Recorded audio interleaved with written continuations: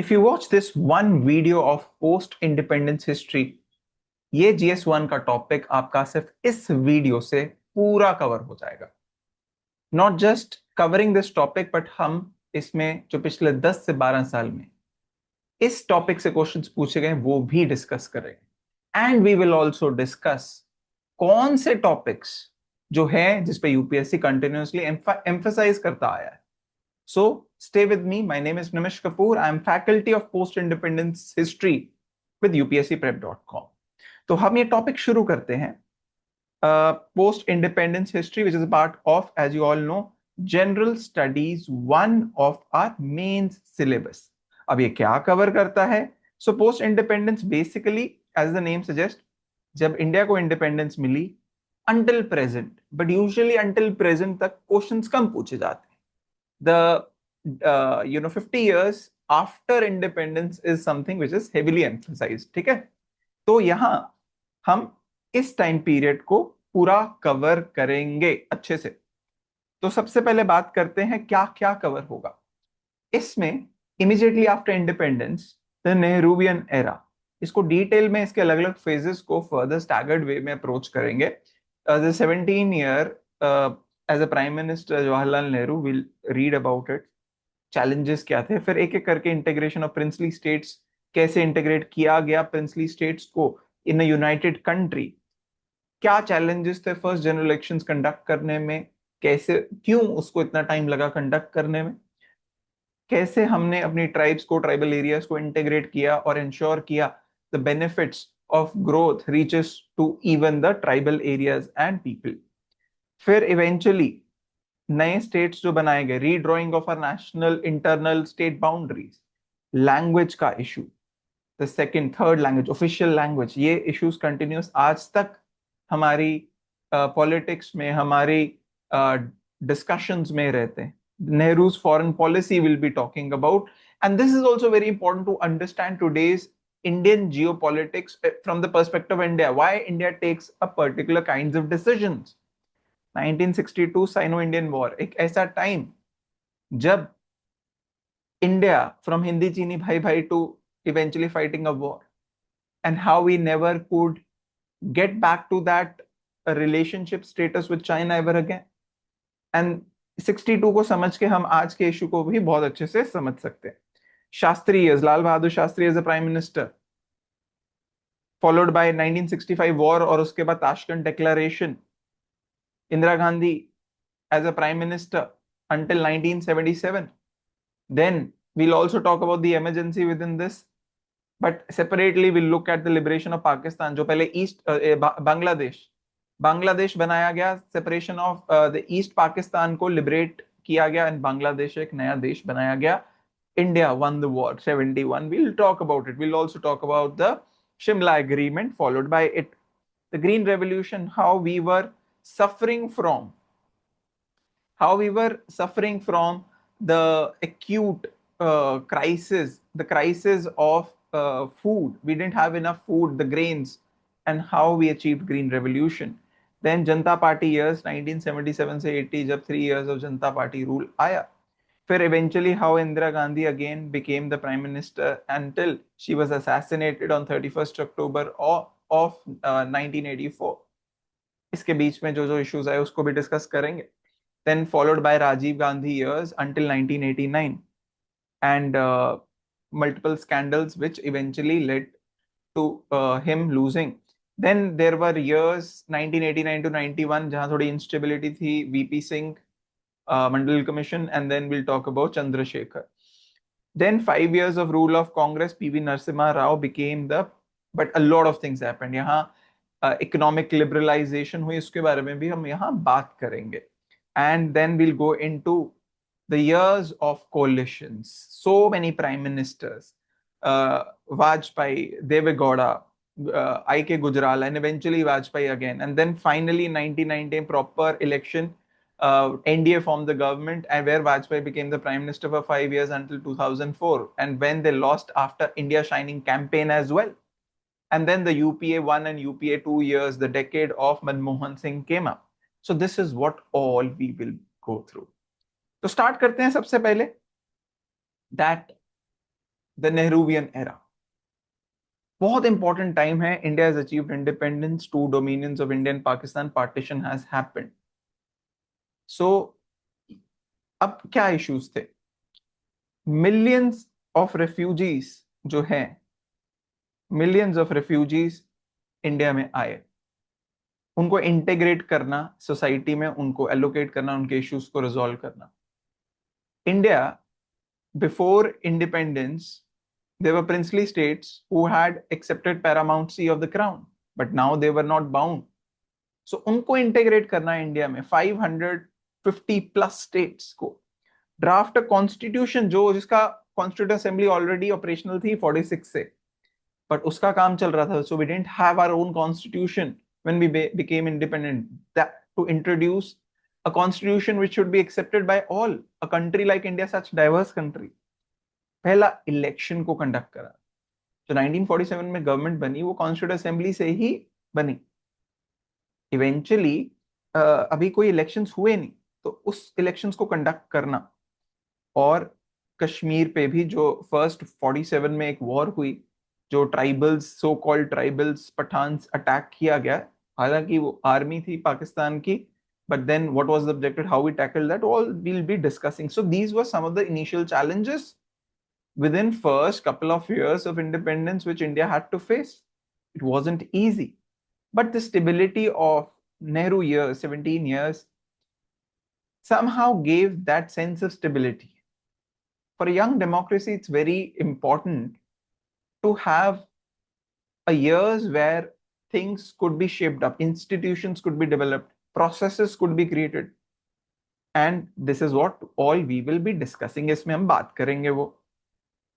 तो political consolidation and governance की बात करेंगे। ये चैलेंज हम सेकंड चैप्टर में डिटेल में लेंगे, कैसे ये प्रिंसली स्टेट्स, जिसका नंबर 550 से भी ज्यादा है, जो जिनमें से बहुत से प्रिंसली स्टेट्स ये कह रहे हैं कि we don't want to be with any of the countries, we want to be independent. कोई ऐसी भी है जो कह रही है कि हमें पाकिस्तान ज्वाइन करना। How to deal with them? That was a big big challenge. And so Sardar Vallabhbhai Patel also worked as the Minister of States along with his deputy, in terms of who was helping him work through this crisis. VP Menon helped him. In fact, Mountbatten also had some role at this time, but we'll not be talking about it in detail.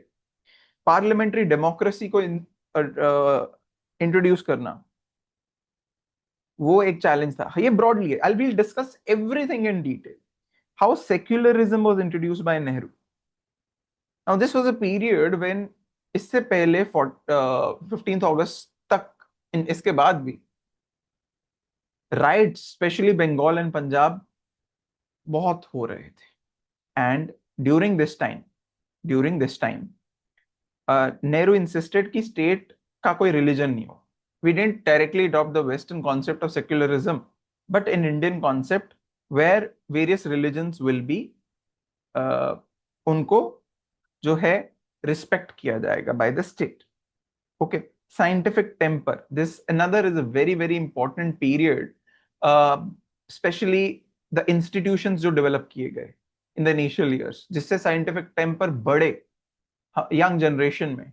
India could produce engineers, professionals, etcetera. तो जो initial economic vision था नेहरू का, वो था कि हम full capitalism भी adopt नहीं करेंगे वेस्ट की तरह, और सोवियत स्टाइल कमांड प्लानिंग भी नहीं करेंगे, उस टाइम पे यूएसएसआर जो करता। तो मिक्स्ड इकोनॉमी रखेंगे, जहां पब्लिक सेक्टर डोमिनेट करेगा हेवी इंडस्ट्री में, और प्राइवेट एंटरप्राइज है वो स्मॉल इंडस्ट्रीज, कंज्यूमर गुड्स में जो है इन्वेस्ट करेगा, अपना काम करेगा। 5 ईयर प्लान्स, प्लान्ड इकोनॉमी की तरह हम काम करेंगे। 5 ईयर प्लान्स बनेंगे, और यहाँ first 3 plans are very important to understand. तो फर्स्ट 5 ईयर प्लान है, उसका फोकस था agriculture, because at that time and throughout the history, you know, agrarian economy India रही है प्राइमरी। स्पेशली इंडिपेंडेंस के बाद our dependence on agriculture was huge. तो पहला 5 ईयर प्लान जो 1951 से 56 के बीच में रहा, उसका फोकस था एग्रीकल्चर, इरिगेशन, ताकि जो है ज्यादा से ज्यादा लैंड को इरिगेट करके उसके उपजाऊ बनाया जा सके, एंड रेफ्यूजी रिहैबिलिटेशन। तो ये भी जो है एक बहुत इंपॉर्टेंट पॉइंट था फर्स्ट 5 ईयर प्लान का। जो सेकंड 5 ईयर प्लान है, द महालनोबिस प्लान, अब ये बहुत इंपॉर्टेंट प्लान था, बहुत ज्यादा इंपॉर्टेंट प्लान, जहां ये डिसाइड हुआ कि इंडिया बढ़ेगी specially development of heavy industries की तरफ। तो हेवी इंडस्ट्री पे बहुत फोकस किया गया, कैपिटल गुड्स, पब्लिक सेक्टर। तो इसी के साथ शुरुआत हुई भिलाई, राउरकेला, दुर्गापुर स्टील प्लांट्स। आज भी आप ये प्लांट्स, स्टेट ओन्ड प्लांट्स देख पाएंगे, Bhilai Bhilai steel plant, Rourkela, Bokaro, also eventually Durgapur emerged। Third 5 year plan का फोकस था सेल्फ रिलायंस पे, लेकिन 1962 की इंडो चाइना वॉर और 1965 की इंडिया पाकिस्तान वॉर ने इस प्लान को हेविली डीरेल किया।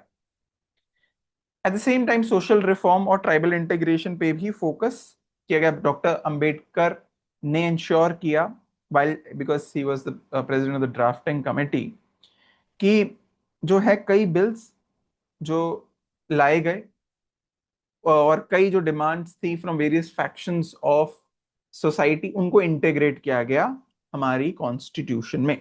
कॉन्स्टिट्यूशनल डेवलपमेंट हम इसमें बात नहीं करेंगे डिटेल में, हम that something is which you would have read in polity as well. तो कैसे हमारी कॉन्स्टिट्यूशन ने gave Hindu women rights to divorce, inheritance, adoption for tribal communities also, tribal Panchsheel, 5 principles of gradual non-coercive integration. You know how much during colonial rule the tribals were suppressed, तो उसको भी हमारी constitution ने ensure किया। Foreign policy, इस पे भी हम डिटेल में एक सेपरेट चैप्टर में डिस्कस करेंगे, नेहरूवियंस फॉरेन पॉलिसी। एंड यहाँ Panchsheel, one of the initial, in fact इसमें डिस्कस नहीं है, but India was a very active member in the at the global stage in the 50s। 1950 से 52 की जो कोरियन वॉर है, in fact India was heavily involve in that in terms of discussion and bringing various stakeholders to the table. But वो legitimacy खत्म कैसे हुई, वो 62 war. India, वो मैं बाद में बात करूंगा। पंचशील, जब हिंदी चीनी भाई भाई, Indian Chinese relationship was at its peak, and when Zhou Enlai, जो कि प्रेमियर था चाइना का, he came to India and we eventually sign Panchsheel. Panchsheel 5 principles of peaceful coexistence agreed with China. क्या थे वो? तो थे म्यूचुअल रिस्पेक्ट फॉर सॉवरेनिटी। आज तक हम पंचशील की बात करते हैं हमारे रिलेशनशिप में, non aggression, non interference, equality and peaceful coexistence. फिर बांडुंग कॉन्फ्रेंस हुई, जो नए देश जो कॉलोनाइजेशन से बाहर आ रहे थे, newly independent Nations in the global south, India was showing solidarity. So India showing solidarity to the global south is something not very recent. It has been since independence. And यहाँ Bandung conference से eventually निकला non aligned movement. Why non aligned? Aligned क्यों? Because उस time पे cold war चल रही थी। On one side you had US and allied nations who believed in capitalism, had its own philosophy, primarily opposed the socialist USSR and their ideology. So एक Cold War. So India said that we don't want to take any side, and hence we'll start non-aligned movement. We'll take our own stance. Co-founded, so non-aligned movement India ने co-found की with Yugoslavia, Egypt, Indonesia and Ghana के leaders के साथ. And first इसकी जो summit हुई थी 1961 in Belgrade. And also India continued to push for anti-colonialism across the world and anti-apartheid, particularly South Africa. तो इसमें सेटबैक्स भी आए हिंदी चीनी भाई भाई, as I said that Nehru believe that this friendship would be the one which could shape the world future, not just Asian future. But he got a setback because of he trusted China that there is some kind of unsaid understanding which eventually he felt betrayed by China.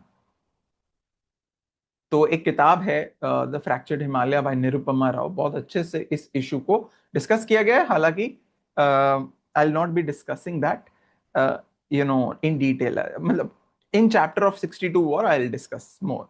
Chapter 2 integration of princely states, ये बहुत बड़ा challenge था।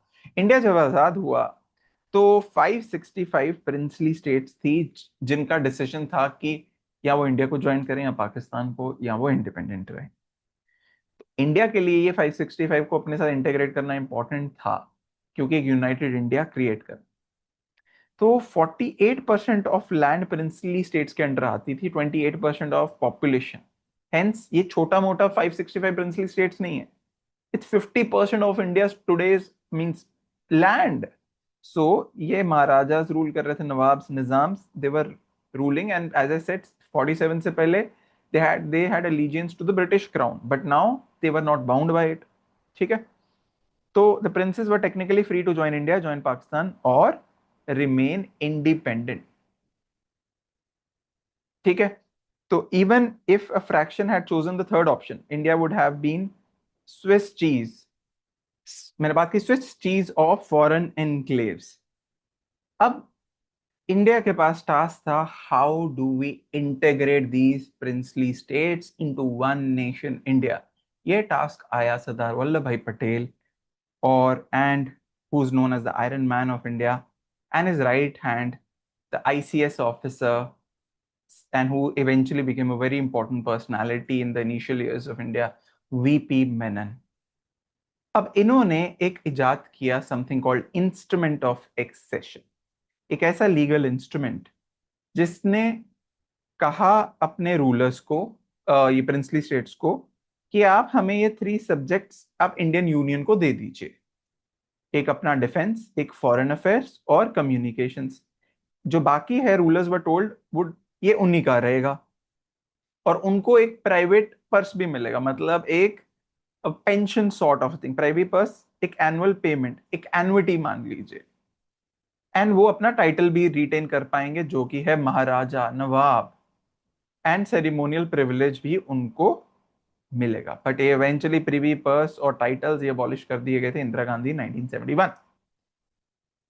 और इसी के साथ एक और एग्रीमेंट था, स्टैंड स्टिल एग्रीमेंट, कि कई जगह जहां डिस्कशन चल रही थी, इन द मीन टाइम जो एग्रीमेंट पहले था विद ब्रिटिश, वो आपके साथ हम कि जो एग्जिस्टिंग एडमिनिस्ट्रेटिव अरेंजमेंट है वो हम कंटिन्यू करेंगे। यूजुअली क्या होता था कि जिसके डिस्कशंस को टाइम लगता था, पहले स्टैंड स्टिल एग्रीमेंट साइन होता था, फिर eventually the princely state would sign the instrument of accession.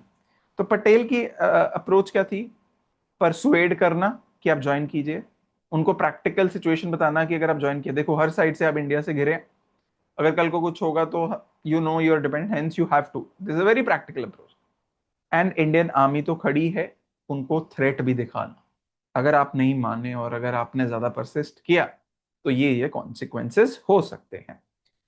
मेनन्स role, Menon bureaucracy को जानते थे, he was also the adviser to Mountbatten before independence, he was a bureaucratic genius. उन्होंने सारे ये डॉक्यूमेंट्स ड्राफ्ट किए, डिफरेंट स्टेट्स, प्रिंसली स्टेट्स में जा जाके कोर्ट टू कोर्ट उनको परसुएड किया वन बाय वन, और माउंट बैटन की भी मदद मिली। जो viceroy, as you know, the last viceroy of British India was also the first governor general of independent India, Lord Mountbatten. तो he came from a royal family, royal association. So princely states जो हैं उनके word को बहुत value करते थे, तो उस चीज का फायदा उठाया सरदार पटेल ने और वीपी मेनन ने भी, who used his standing with the princes to nudge them, कि उन्होंने कहा कि nudged them to join India before 15th August. But still कई ऐसे केसेस रहे which were difficult to crack, जैसे जूनागढ़ नंबर 1। जूनागढ़ के नवाब मुस्लिम थे बट मेजॉरिटी पॉपुलेशन हिंदू थी। अब इसको कैसे रिजॉल्व किया गया? इंडिया ने ब्लॉकेड लगा दिया जूनागढ़। जूनागढ़ अगर आप मैप में देखोगे, it's not adjoining Pakistan border but distant. तो ब्लॉकेड से ये हुआ कि उन पे प्रेशर बना और इवेंचुअली वो एग्री हुए, प्लेबिसाइट जो फरवरी 1948 में हुआ, 99% ने वोट किया कि हम इंडिया ज्वाइन करेंगे। इसी के साथ ये डेडलॉक रिजॉल्व हुआ। एक डेडलॉक आया हैदराबाद। निजाम जो दुनिया के रिचेस्ट मैन थे उस टाइम पे दुनिया के, उन्होंने कहा कि हम इंडिपेंडेंट होना, ना इंडिया ना पाकिस्तान, हम इंडिपेंडेंट रहेंगे। पाकिस्तान इसलिए नहीं क्योंकि दे वर जोग्राफिकली आइसोलेटेड ऑल्सो। और वहां के एक रेडिकल मिलिशिया फोर्स थी जिसको रजाकर बोलते थे, वो उन्होंने अपने सिविलियंस पे अटैक करना शुरू कर दिया, उन सिविलियंस पे जो डिमांड कर रहे थे इंडिया के साथ जुड़ने का। तो इंडिया ने ऑपरेशन पोलो लॉन्च किया, 5 डे का सो कॉल्ड पुलिस एक्शन। इसको अकेला पुलिस एक्शन नहीं बोलेंगे, हालांकि आर्म्ड फोर्सेस भी यूज की गई। 9 सितंबर 1948 में ऑपरेशन पोलो 5 डेज के लिए लॉन्च किया, जिससे निजाम का रूल एंड हुआ और निजाम को इंस्ट्रूमेंट ऑफ एक्सेशन साइन करना पड़ा। जम्मू एंड कश्मीर की बात करें, one of the most ट्रिकीएस्ट of cases. अगर मैं इसको 2 लाइन में रिजॉल्व करने की बात करूं, मतलब कि क्या हुआ, शायद जस्टिफाई नहीं होगा, इसके लिए हमें डेडिकेटेडली समझना पड़ेगा। लेकिन ब्रॉडली, महाराजा हरि सिंह डोगरा रूलर थे जो इंडिपेंडेंट रहना चाहते थे। उन्होंने कहा हम इंडिपेंडेंट रहेंगे। इसी दौरान पाकिस्तान ने अटैक किया through it's tribal readers, through Gilgit Baltistan से होते हुए कश्मीर वाली। और उन्होंने इन्वेड किया अक्टूबर 1947, मुजफ्फराबाद से होते हुए ये वर्ष, तो करीब करीब श्रीनगर तक पहुंच। तो इसी दौरान VP Menon approached Hari Singh and said that Indian army cannot come in until you sign instrument of accession, and Maharaja signed the instrument of accession। Indian troops को एयरलिफ्ट किया गया श्रीनगर तक, और इंडिया ने उनको वापस धकेला, पाकिस्तानी रेडर्स फोर्सेस। बट एक गलती भी कह सकते हो, एक डिप्लोमेटिक मिस्टेक भी हो सकती है इन लॉन्ग टर्म। बोला जा सकता है that Indian prime minister went to UN thinking कि यूएन विल एक्ट प्रैग्मेटिकली, कि ऐसा ऐसा हुआ है, ये तो हम हमारे साथ ही रहेंगे। But he but at that time UN was dominated by western world, western countries which had a sympathy for Pakistan. तो हुआ क्या, that the war ended as UN brokered ceasefire, और उसको सीज फायर लाइन, जो आज के time पे Pakistan occupied, sorry, line of control, Pakistan occupied Kashmir और इंडियन जम्मू एंड कश्मीर जो हमारा एरिया है, उसको जो सेपरेट करती है लाइन ऑफ कंट्रोल, वो आज के टाइम पे that is also known as cease fire line. उस टाइम पे सीज फायर यूएन ने लगा दिया। ट्रेवनकोर का भी एक इंटरेस्टिंग, ट्रेवनकोर सेंट्रल और सदर्न जो केरला है मॉडल, वहां के दीवान जो थे सीपी रामास्वामी अय्यर, उन्होंने इंडिपेंडेंस क्लेम की ताकि वो अपने थोरियम रिजर्व्स को बचा सकें। और eventually government, he became fearful after an assassination attempt, और पब्लिक प्रेशर भी बढ़ा। इवेंचुअली ट्रेवनकोर को सीड करना पड़ा, acceded and joined India, instrument accession sign किया। मणिपुर, मणिपुर के महाराजा ने मर्जर एग्रीमेंट साइन किया under controversial circumstances in 1949। Eventually उसको पार्ट सी स्टेट के तौर पे रखा गया, बट 1972 में फुल स्टेटहुड मिली। ठीक है। अब प्री पार्टीशन मैप से पता चलेगा, अगर आप देखें तो 40, ये 1 इन पिंक शोज 48% लैंड थी, 28% पॉपुलेशन। तो ये जैसे मैंने बोला, ये लास्ट में ये है ट्रेवनकोर स्टेट। ठीक है। ये है हैदराबाद स्टेट, ये है Manipur. Okay, Manipur state, fine. And उसके अलावा अगर हम बात करें, जो हम बात करें जम्मू कश्मीर, जूनागढ़, ये है जूनागढ़। ठीक है, sorry, not not this, Junagadh, यहां जूनागढ़, जूनागढ़। तो ये हमने बात की जो थोड़े इश्यूज थे। अब बात करेंगे हम, तो इवेंचुअल आउटकम ये हुआ, ये जो रियासतें थी, प्रिंसली स्टेट्स थी, इवेंचुअली कईयों को फोर्स के साथ, कईयों को परसुएशन के साथ इवेंचुअली मर्ज किया गया और एक यूनाइटेड इंडिया बना। वो यूनाइटेड इंडिया जो आज भी खड़ा है। ठीक है। So Patel had pulled off what historians would later call a bloodless revolution. And ये एक in his life, that is why day of unity मनाया जाता है 31 अक्टूबर आज तक, मीन्स अब मनाया जाता है, it's birth, so birth date of Sardar Patel and one of the greatest achievements of post colonial state building anywhere in the 20th century. कैसे एक यूनाइटेड इंडिया बना? क्या ये यूनाइटेड था? ऑफ कोर्स पार्टीशन हुई, बट पार्टीशन के बाद बाकी जो रियासतें थी कैसे उसको इंटीग्रेट किया गया। ठीक है, अब बात करेंगे फर्स्ट जनरल इलेक्शंस की जो कंडक्ट की गई 1951-52 में। अब बात 1947 में हमें इंडिपेंडेंस मिली, बट फर्स्ट इलेक्शंस को इतना टाइम क्यों लगा? बिकॉज हमारा कॉन्स्टिट्यूशन कब डेवलप हुआ?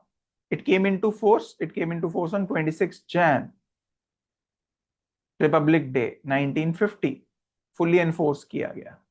और फिर प्रेपरेशन, जो हमारे फर्स्ट इलेक्शन कमिश्नर थे Sukumar Sen, an ICS officer, Indian civil service officer, उनके सामने एक मैमथ टास्क था, एक इलेक्शन करवाना with universal franchise, universal suffrage, जो इतने बड़े देश में करवाना एक चैलेंज था, बट वो करवाया गया। Under article 326 of the constitution हर इंडियन को, मैन या वुमेन, रिच या पुअर, लिटरेट या इलिटरेट, ब्राह्मण, दलित चाहे, a vote of equal weight सबको दिया गया।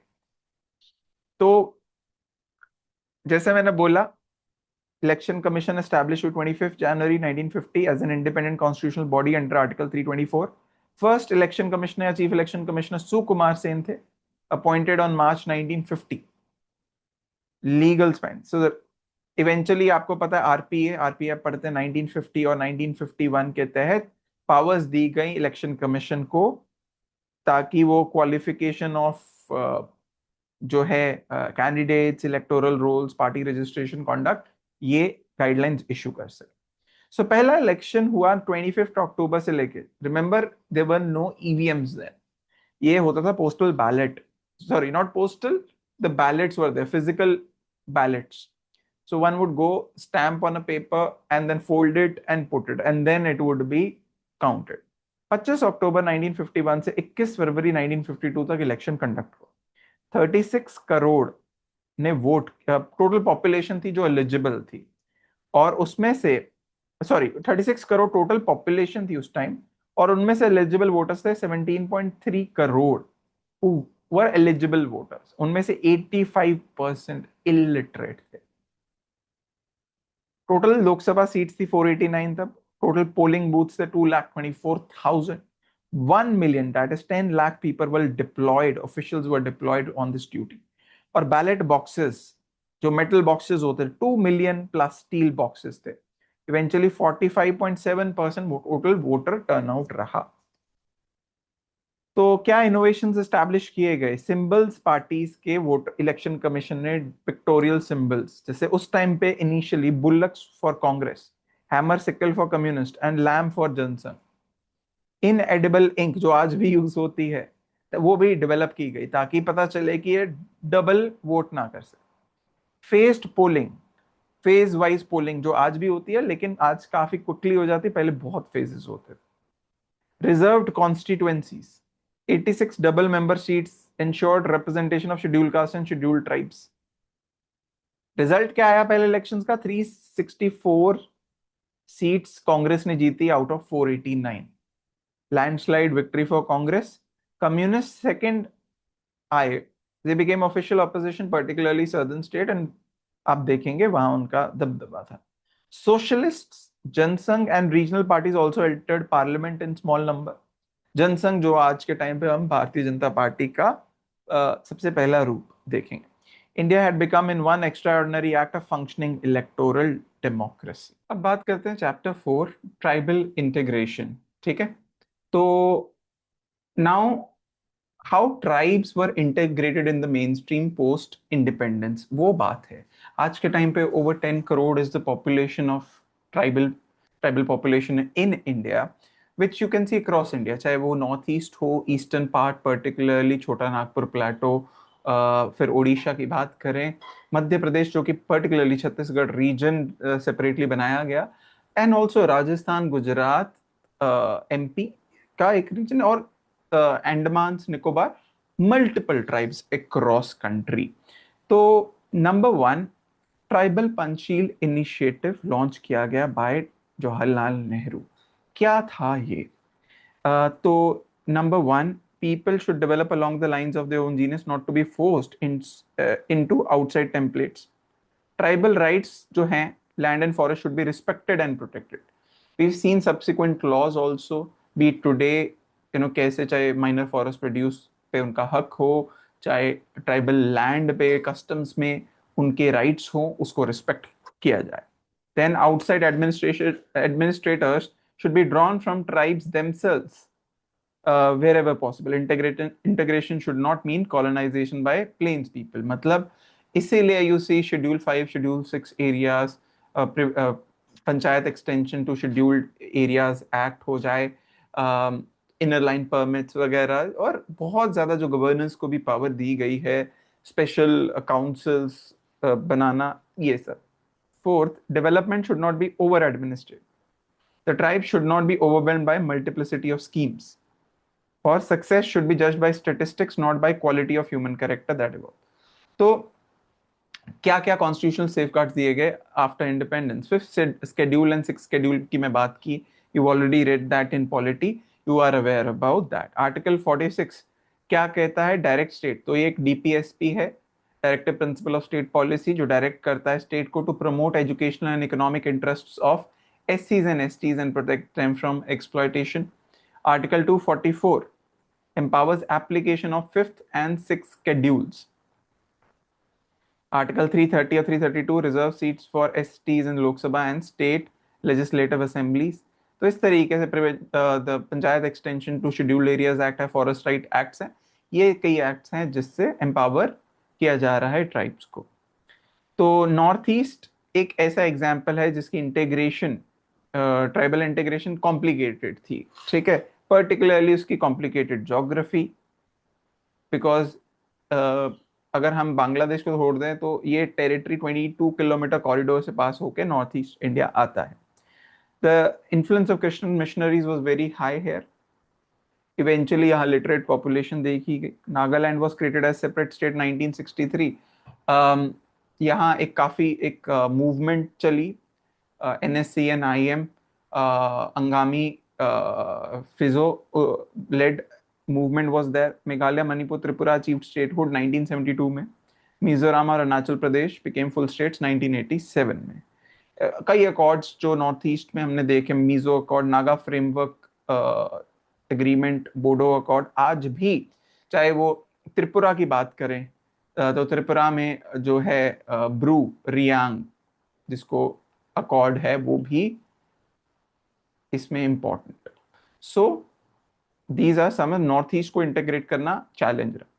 कंटिन्यूइंग चैलेंजेस आज भी हैं, पर्टिकुलरली वल्नरेबल ट्राइब्स, एक special residential Eklavya model residential schools को एक्सपैंड करना, एंड स्पेशली जो है displacement of tribals from their place, because काफ़ी एरियाज माइनिंग एरियाज में आते हैं, तो वो भी एक चैलेंज है. चैप्टर 5 हम बात करेंगे ड्राइंग एंड रीड्राइंग द मैप. अब स्टेट्स, ऐसा नहीं है कि जब इंटीग्रेशन हुई तो काफी इश्यूज थे.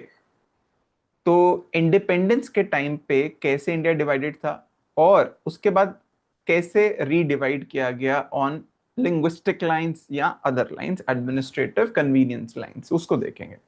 1950 का ये मैप है. अगर आप देखें तो इंडिया डिवाइडेड था part A states, part B states, part C states and other colonial territories और प्रोटेक्टोरेट्स करके.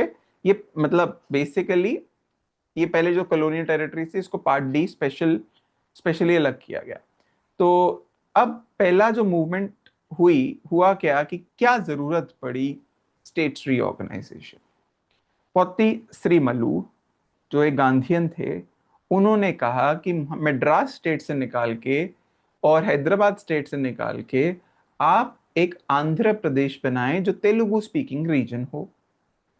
He sat for that demand. ठीक है, अब Nehru hesitated and he was on the fast 56th day he lost his life. And eventually Nehru announced formation of Andhra state after that. So 1st October 1953 को Andhra Pradesh, which modern day Telangana separate हुआ आंध्रा से, but Andhra was at that time modern day Andhra and Telangana. So eventually states reorganisation commission constitute की government ने, जिसके members थे justice Fazl Ali chairman थे, historian K M Panikkar और diplomat politician H N Kunzru थे members. 1955 में उन्होंने रिपोर्ट सबमिट की और बोला कि स्टेट बाउंड्रीज को लिंग्विस्टिक लाइंस में रीड्रॉ किया जाए और कई सेफगार्ड्स जो है लिंग्विस्टिक माइनॉरिटीज के लिए इंश्योर किए। अब ये इवेंचुअली जो ये स्टेट्स रीऑर्गेनाइजेशन कमीशन की जो रिपोर्ट थी उसने लीड किया इवेंचुअली स्टेट्स रीऑर्गेनाइजेशन एक्ट बना। ये एक्ट लागू हुआ 1 नवंबर 1956 में, जिससे 14 स्टेट्स और 6 यूनियन टेरिटरीज बनी।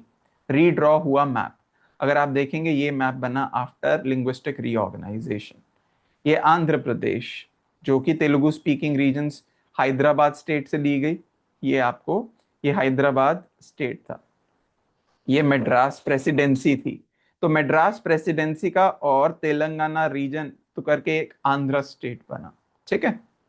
इसके अलावा Kerala became, if you see here also, तो ट्रेवनकोर स्टेट है ये, ट्रेवनकोर, और वो ब्रिटिश एरियाज है कंबाइन करके मलयालम स्पीकिंग केरला बिकेम। सो ट्रेवनकोर, कोचन, मालाबार डिस्ट्रिक्ट और कासरगोड तालुक को कंबाइन करके बना मैसूर स्टेट। अगर हम जाते हैं, दिस वाज मैसूर, एक प्रिंसली स्टेट, और इसमें कन्नड़ा स्पीकिंग रीजन्स को एनलार्ज करके एक कर्नाटका स्टेट बनाया गया।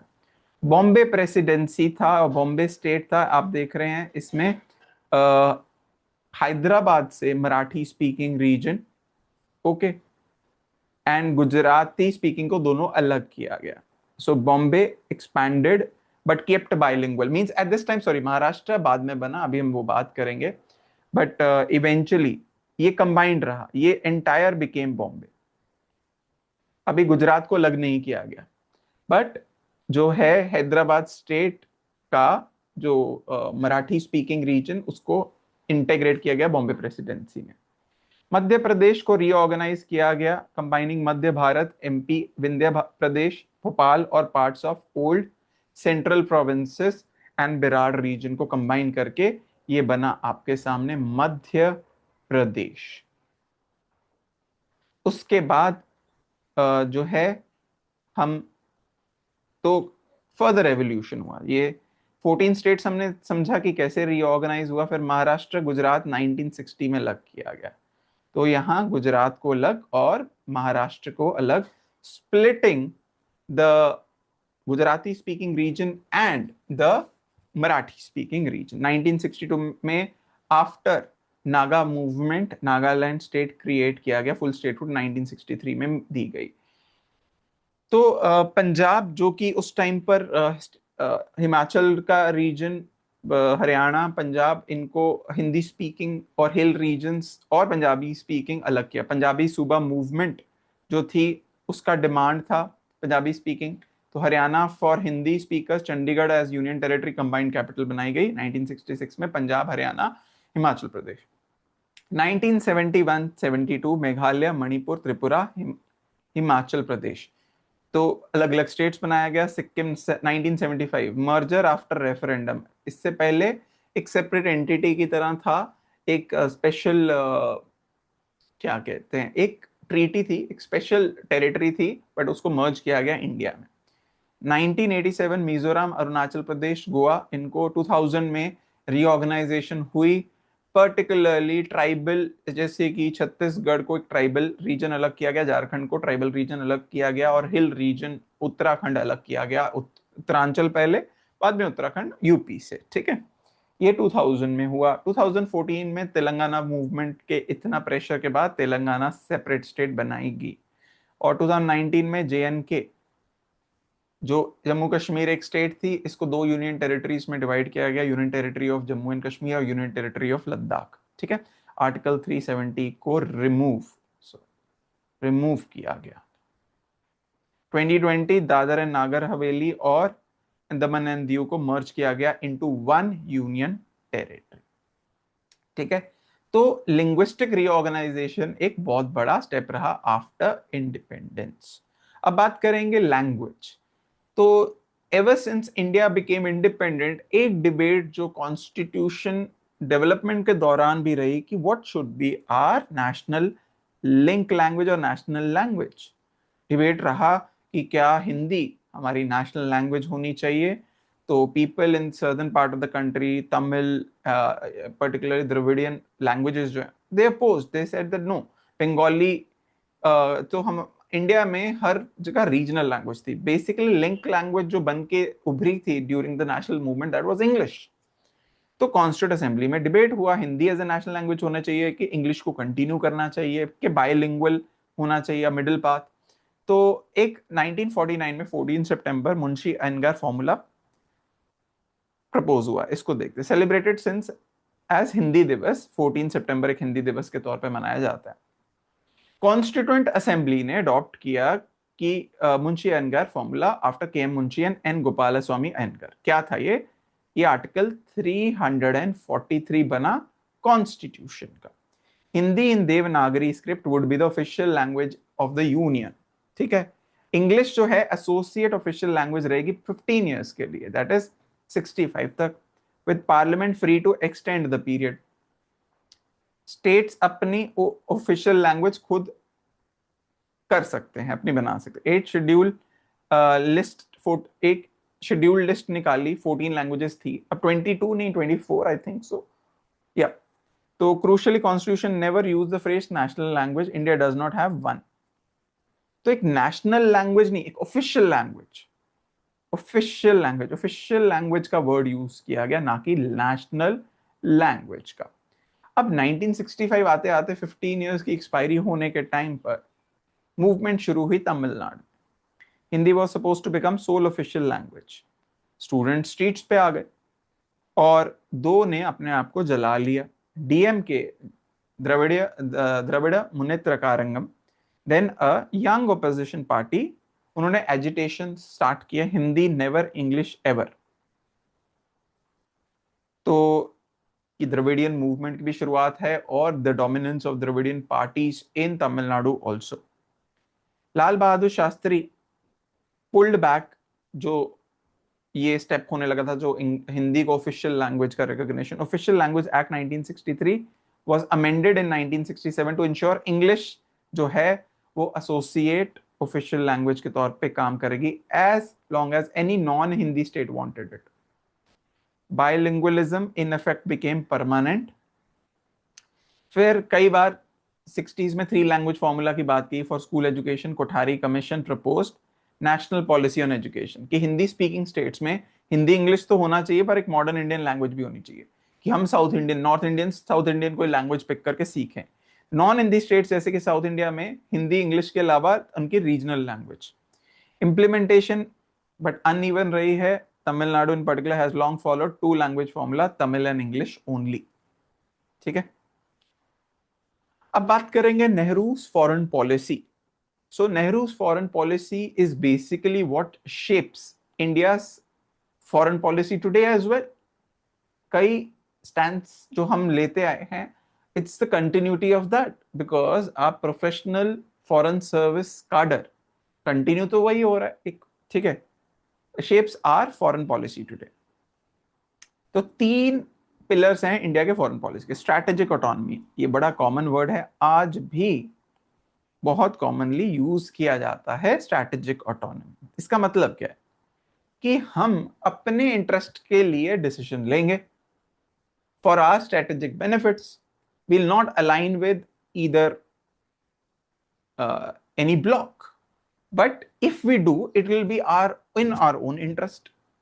Second, solidarity with decolonising world, जो आज के टाइम पे सॉलिडारिटी विद ग्लोबल साउथ बन चुका है, right. Disarmament and peace, India would advocate global disarmament, जो उसने किया, लेकिन जब देखा कि इसके रिजल्ट्स नहीं है तो इंडिया ने अपने आप को आर्म भी किया एक्सटर्नल थ्रेट से बचाने के लिए, जो कि आज ऑब्जेक्टिव है।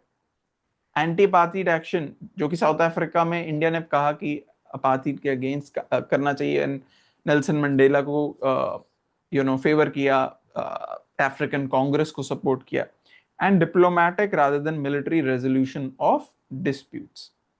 ये तीन इंडिया के जो नेहरू की फॉरेन पॉलिसी थी, ये तीन इसके पिलर्स थे। तो नॉन अलाइनमेंट का मतलब न्यूट्रलिटी नहीं था कि हम किसी से मतलब अलाइन नहीं करेंगे, अपने इंटरेस्ट देखेंगे। It was not equidistance also, कि हम दूरी नहीं रखेंगे। It meant freedom to take position based on merits of each issue, and that is what we call today as strategic autonomy. कई बार इंडिया इसराइल को criticise करता है उसके एक्शंस के लिए, और कई बार इट सॉलिडली सपोर्ट्स इट। कई बार रशिया को वो एक सटल लैंग्वेज में बोलता है कि talks should be there with respect to Ukraine crisis. On the other hand, it strongly supports or abstains from voting in United Nations in favor of Russia. That is what is strategic autonomy, or it buys oil because of its own internal requirement. That is strategic autonomy. When the Soviet Union invaded Hungary in 1956, तब India ने criticise किया वो action, but when United States and Britain attacked Egypt over Suez Canal that same year, India led international condemnation. तो मतलब India ने criticise किया था, Hungary वाला एक्शन माइल्डली किया था, बट मतलब बताने की कोशिश ये है कि India takes its stand based on its own interest. तो बहुत इंपॉर्टेंट है यहां Panchsheel, 5 principles for the world. Zhou Enlai came to India, the premier, Chinese premier, जिसको आप प्राइम मिनिस्टर भी बोल सकते हैं, 1954 अप्रैल में ही केम, एंड 5 पंचशील साइन हुआ।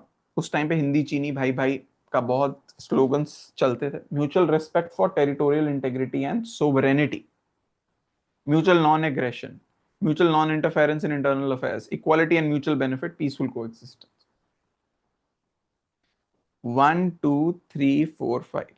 आज के टाइम पे भी जब भी इंडिया और चाइना की डिस्कशन होती है तो पंचशील के ऊपर डिस्कशन आती ही आती है। In fact India also talks about 3 mutuals, and those 3 mutuals have been derived from nothing but Panchsheel only. Mutual respect, mutual sensitivity, like on those lines. These principles were soon written into Bandung Declaration. यही एक बना Bandung declaration का road map भी आ गया, इससे non align movement Belgrade में officially शुरू हुई, ताकि हर आपस में ये इन्हीं प्रिंसिपल्स में बातचीत हो इन देशों के अंदर। China would later violate every one of them in 1962 war, जब उसने अक्साई चिन को कॉन्कर किया और अरुणाचल को एंटर करते हुए असम तक पहुंचे। became one of the great ironies of Nehruvian, and this was the biggest setback of Nehruvian diplomacy. इसके ऊपर मैंने आपको किताब पहले भी रेकमेंड की है, beautiful book you must read, the fractured Himalaya by Nirupama Rao, who was a former foreign secretary as well as former ambassador to China. Pakistan के साथ भी 47-48 कश्मीर वाला कॉन्फ्लिक्ट हुआ, इंडस वाटर ट्रीटी 1960 में साइन हुई, जो अभी अबेयंस में रख दी after Pahalgam attack, and frequent breakdowns of dialogue. ये नेहरू टाइम की बात कर रहे हैं हम, Nehruvian foreign policy, so we are not talking about 65 war. China, in fact India का जो बिगेस्ट ब्लंडर गिना जाता है with respect to China, it's actually that India recognized People Republic of China without any condition. Had India kept a condition to recognize कि आप, okay, I will recognize you China, because at that time India had weight, India had global, when I'm talking about 49, it was a champion of civil rights across the world. Plus China was, People Republic of China was just got the throughout Kuomintang, and they wanted legitimacy. और कहां से वो legitimacy मिलती? India से। और India ने क्या किया, वो लेजिटिमेसी फ्री में दे दी। Had it been that okay we'll immediately recognize People Republic of China, please recognize this map, please sign it and we are ready to accept, जिसमें आप दिखाते हैं कि at that time even in Tibet PRC was not there, they gradually consolidated there. So this is considered as one of the biggest blunders in India foreign policy, कि आपने recognize किया People Republic of China को without condition, just thinking कि goodwill वो reciprocate होगा, जो कभी हुआ ही नहीं। The Panchsheel Agreement of 1954, China के साथ हिंदी चीनी भाई भाई, asylum. Now the turning point in the relationship came. Dalai Lama had come to visit with Zhou Enlai in the previous trip, and somehow he gave the feelers that PRC is trying to suppress Dalai Lama and Tibetans. Dalai Lama जब interference इतना बढ़ गया और threats आए तो Dalai Lama had to escape. He escaped, came to northeast. Through that, India gave asylum initially in Mussoorie and then in Dharamshala. And eventually 1962 war एक ऐसा जो was a big setback in the relations. Nepal के साथ India had treaty of friendship, peace and friendship 1950, open border, special economic and security relationship that endures to this day. Right, Bhutan के साथ treaty of 1949, Bhutan to be guided by Indian foreign affairs, India funded Bhutan's first 5-year plan in 1961. Sri Lanka जो उस पहले Ceylon के नाम से जाना जाता था, there were tensions in the relations, particularly Tamil के राइट्स को लेके, वो 1980s में और 1990s में भी दिखा, but largely relation cordial रहा. Burma, Myanmar, treaty of friendship 1951 में हुई, वार्म टाइज, इवेंचुअली 1962 मिलिट्री कू जब हुआ होता है बर्मा में, उसके बाद रिलेशनशिप इतने अच्छे नहीं रहे. Indonesia, there was a close personal friendship between Nehru and Sukarno, co-founders of NAM, and it deteriorated under Suharto after that.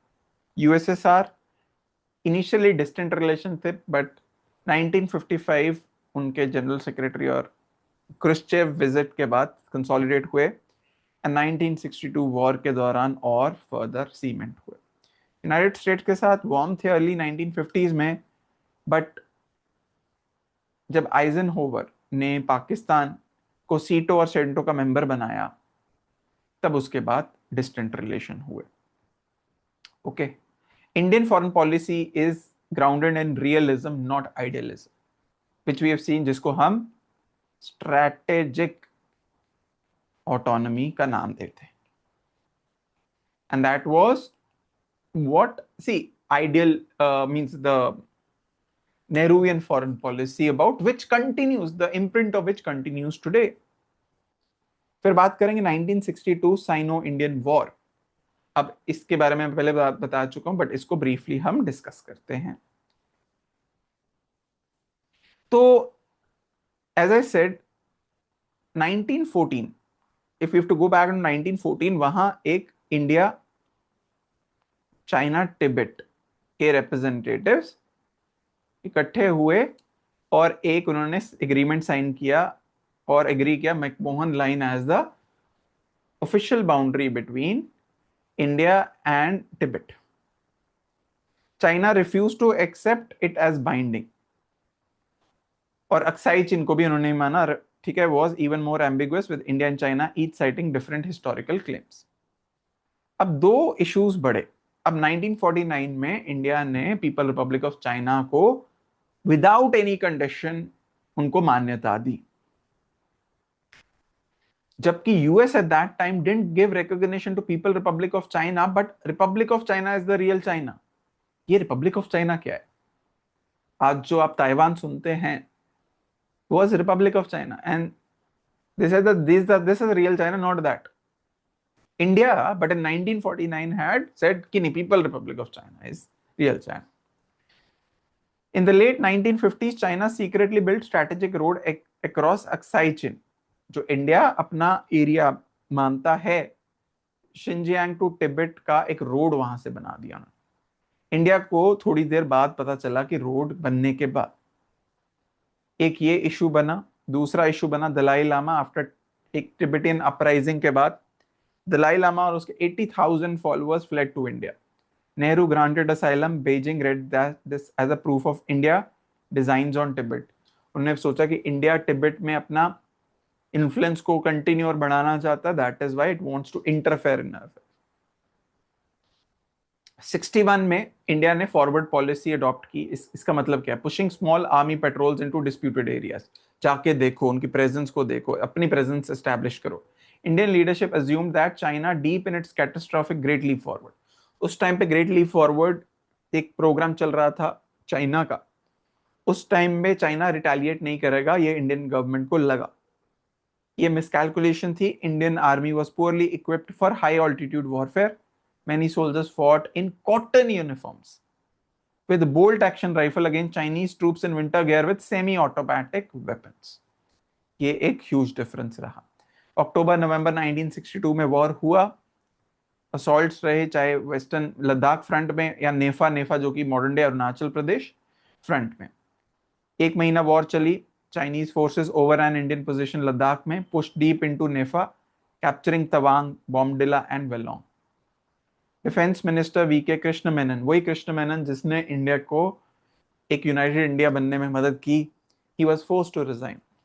Army chief PN Thapar resign shortly and BM Kaul the corps commander took ill at critical movement. BM Kaul उस time पे corps commander थे and he was ill at that moment. So leadership की कमी रही. 3,000 Indian soldiers were killed. 3,000 were taken as prisoners. 3,000 को prisoners भी बनाया गया, प्रिजनर ऑफ वॉर. इंडिया की एयर पावर चाहे सुपीरियर थी बट यूज नहीं की गई. 21 नवंबर 1962 चाइना ने सीज फायर डिक्लेयर किया unilaterally, having achieved its claim lines कि हमारा है. फिर उन्होंने वो एरिया कंट्रोल किया, एलएसी खासकर अक्साई चिन का area, ever since they have occupied. तो चाइना ने अक्साई चिन को कैप्चर किया, which administers to this day. China withdrew 20 kilometre behind line of actual control elsewhere.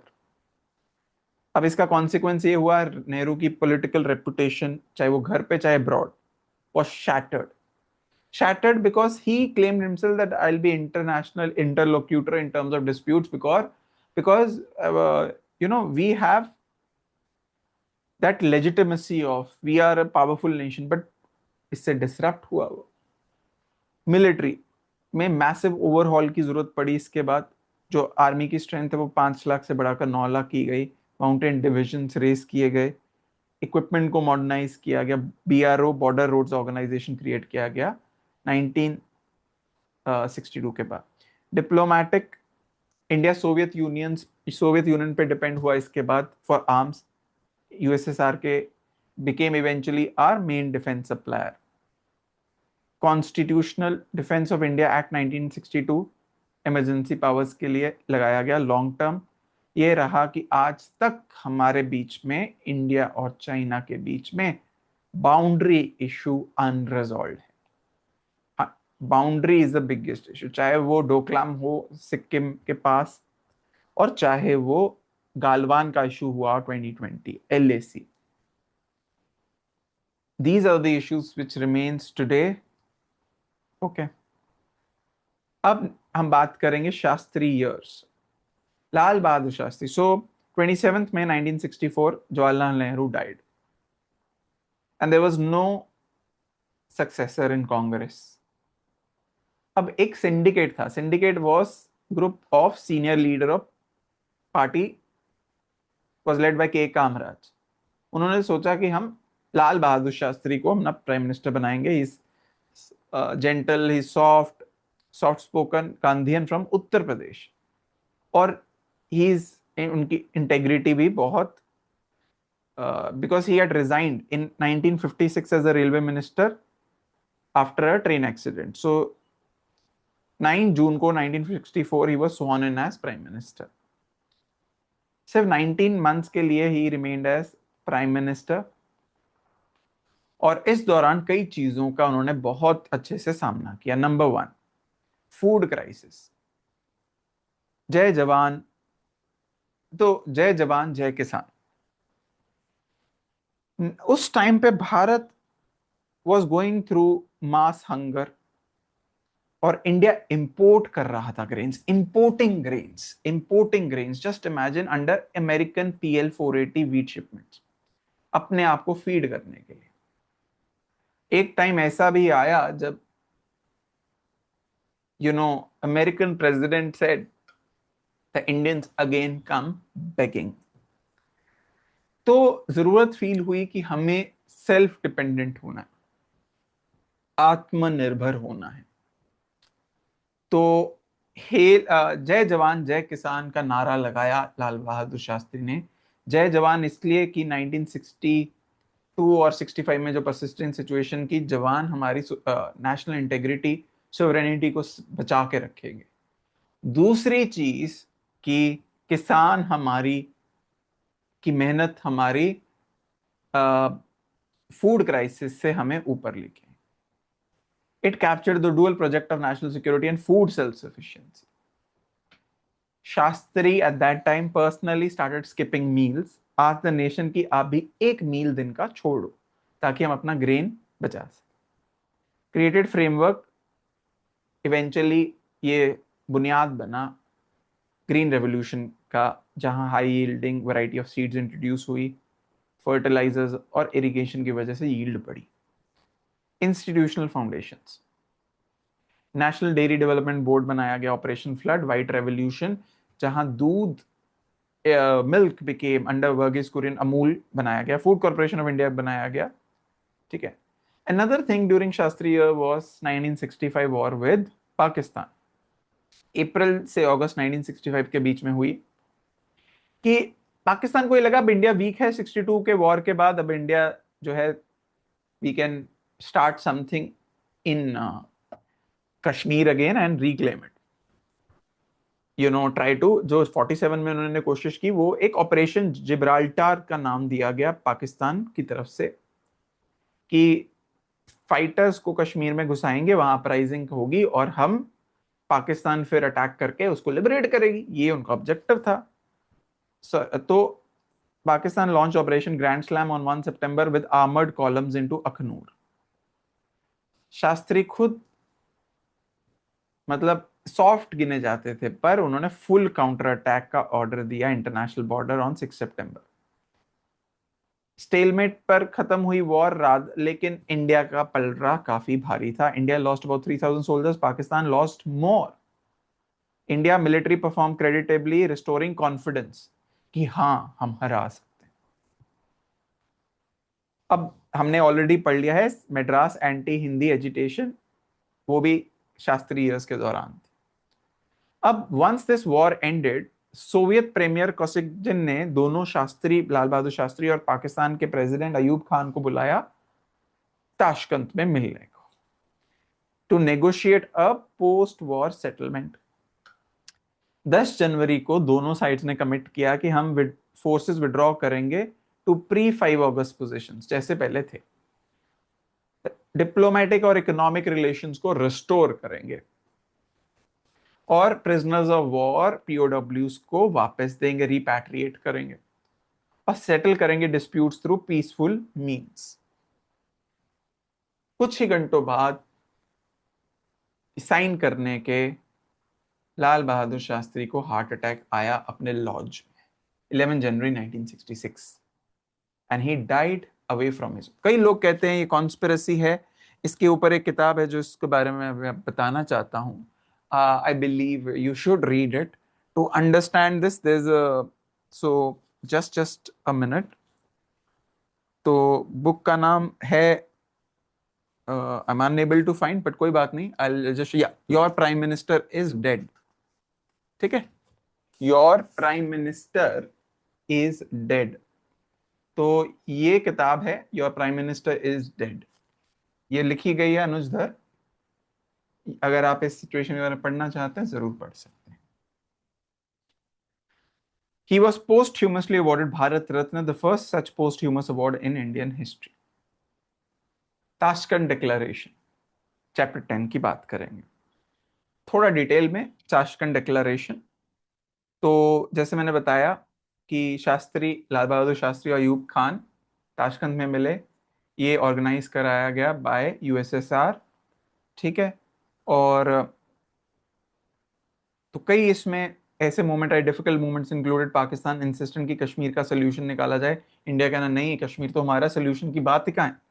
India's demand for a no war pact with Pakistan की future में पाकिस्तान कभी war नहीं लड़ेगा, पाकिस्तान ने रिफ्यूज कर दिया। तो इवेंचुअल की प्रोविजंस क्या थे? Both sides withdraw arm personal two positions, जैसे मैंने पहले बोला, जैसे थे, जिसको बोलते हैं स्टेटस को आनते। नॉन इंटरफेरेंस, कि हम दोनों एक दूसरे के रिलेशंस में नहीं इंटरफेयर करेंगे। डिप्लोमेटिक रिलेशंस को रिस्टोर करेंगे, इकोनॉमिक टाइज को रिस्टोर करेंगे, पीओडब्ल्यूज को रिपैट्रिएट करेंगे, रिफ्यूजीज और उनके प्रॉपर्टी के ऊपर डिस्कशन चलती रहेगी, और फ्यूचर डिस्प्यूट्स जो होंगे वो पीसफुल मीन से हम करेंगे। बट देन ये डिक्लेरेशन पाकिस्तान में काफी अनपॉपुलर था। फॉरेन मिनिस्टर उस टाइम जुल्फिकार अली भुट्टो, जिसने कहा था कि नहीं वॉर आंसर है, वो अयूब खान से अलग होके अपनी पार्टी बनाई, इसका नाम था Pakistan peoples party. Agreement India में भी क्रिटिसाइज हुआ कि हम नो वॉर पैक्ट नहीं निकाल सके पाकिस्तान से। Shastri death hours later froze the political reception, ठीक है।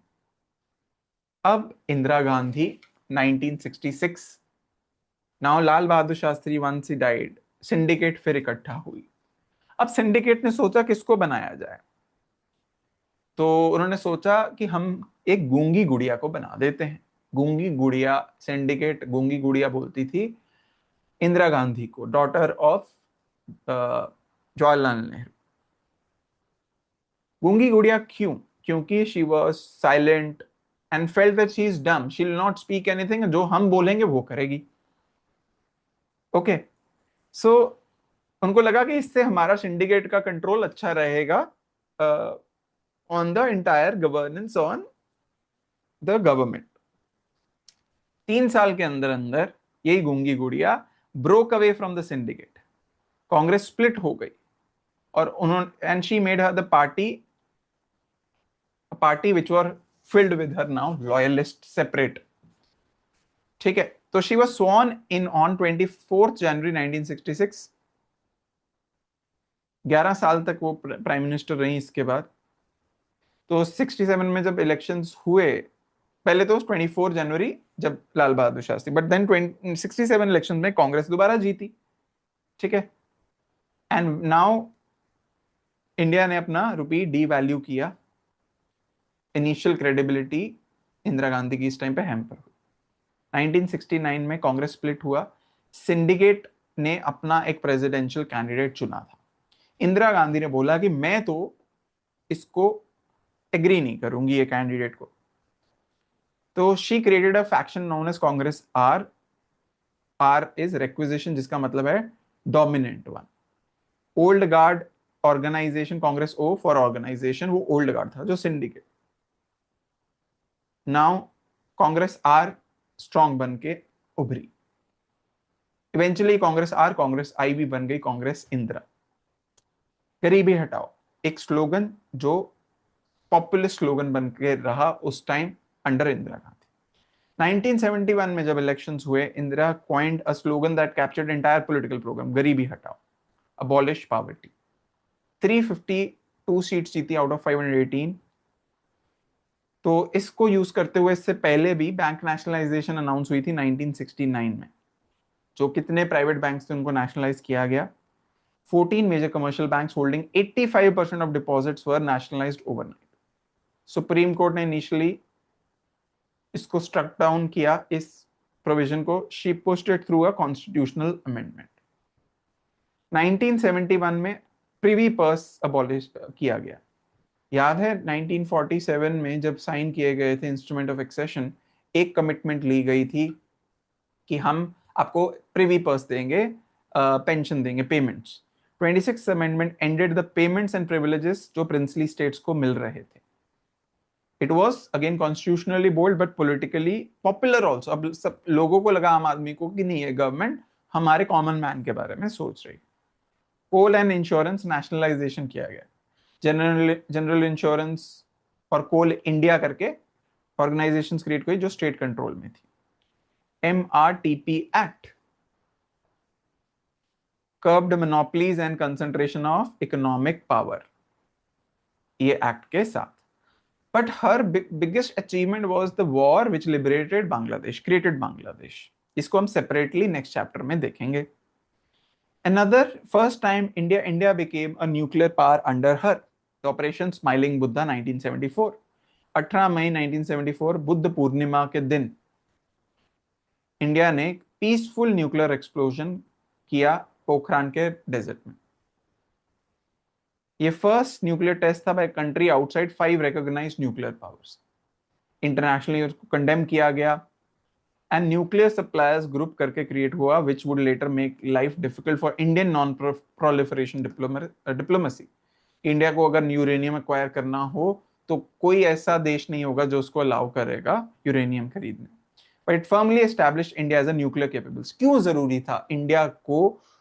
Firstly rising threat from neighbourhood से बचाने के लिए, चाइना का जो खुद न्यूक्लियर स्टेट है उससे बचाने के लिए, self dependency and feeling of the confidence that we are also a nuclear power. But ये period, particularly Indira Gandhi के years, were highly infamous for the emergency she imposed. ये emergency पहले हुआ क्या? 1974 में inflation 25% क्रॉस कर गई थी, अनएम्प्लॉयमेंट बहुत बढ़ गई थी, स्टूडेंट्स ने प्रोटेस्ट किया बिहार में, गुजरात में, जयप्रकाश नारायण ने लीड किया और टोटल रेवोल्यूशन करके जयप्रकाश नारायण ने अनाउंस किया एंड डिमांड किया कि इंदिरा गांधी की गवर्नमेंट रिजाइन करे। 12 जून 1975 को अब इसका पीक कहां पहुंचा कि इलाहाबाद हाई कोर्ट में केस चल रहा था, राजनारायण वर्सेस, बेसिकली इंदिरा गांधी के जो इलेक्शंस क्या था उसको काउंटर करने के लिए कि she used state machinery help in the election, जो अलाउड नहीं। तो जस्टिस जगमोहन लाल सिन्हा ने कहा कि इंदिरा गांधी गिल्टी है क्योंकि she is been involved in electoral malpractice, hence उसको इलेक्शन बार किया गया फ्रॉम पब्लिक ऑफिस 6 years। अब ऑप्शन एक ही बचा था इंदिरा गांधी के पास, या रिजाइन करें या strike back. But she decided to strike back in a very controversial move. On night of 25 June 1975, on her advice, President Fakhruddin Ali Ahmad ने इंटरनल इमरजेंसी अनाउंस की। इंटरनल इमरजेंसी उस टाइम पे होती थी, but अभी आज के time पे आर्म्ड रिबेलियन है एक, लेकिन इंटरनल इमरजेंसी ऑन यहां कैबिनेट को भी कॉन्फिडेंस में नहीं लिया गया। आर्टिकल 352 नेशनल इमरजेंसी लगा दी गई। 21 मंथ्स तक ये इमरजेंसी रही। क्या थे ये इमरजेंसी के प्रोविजंस और फीचर्स? सिविल लिबर्टीज को खत्म किया गया,